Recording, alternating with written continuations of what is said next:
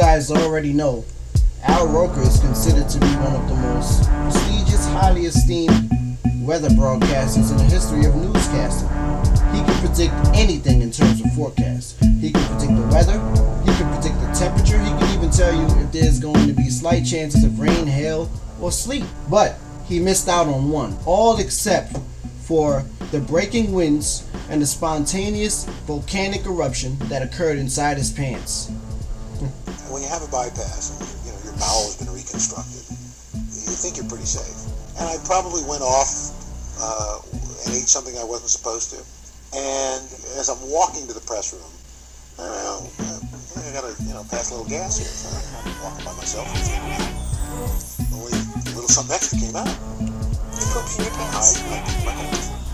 Not horribly, but enough that I knew. Which is a common side effect of the surgery. Exactly. Alright, y'all, this is the forecast for the continent of Roker. Temperatures are going to range from 90 to 99.9 degrees Fahrenheit, so at least you won't have to worry about being cold this winter.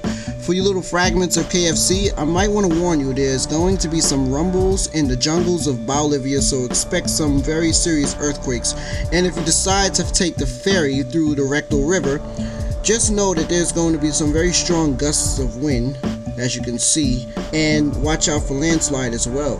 And as you leave the canal, there's going to be a very high chance of mudbud, so you might want to be careful for that. I know Al Roker had a lot of jokes coming for him when he went back to work. Hey, bubble guts, what's rumbling? What's shaking? Did you take your Tums? What's bubbling? Did you drink your ginger ale? Oh, make sure it's not too much grease in that fried chicken you eat. You know how it upsets your stomach. I heard you have a new hobby called mud bobbing. I heard you got a new band coming up. Is it called Al Roker and the Bee Gees? Yeah, I think that's what I heard. So I got to the restroom, the press room, threw out the underwear, and just went commando. And what did that tell you? It told me that I've got to be very vigilant as to what I eat. That means no more collard greens, no more black eyed peas, and no more drowning your Kool-Aid with sugar, because that gives you runs too. We have a chance of shitty showers. And now I know why they wanted to keep the White House white.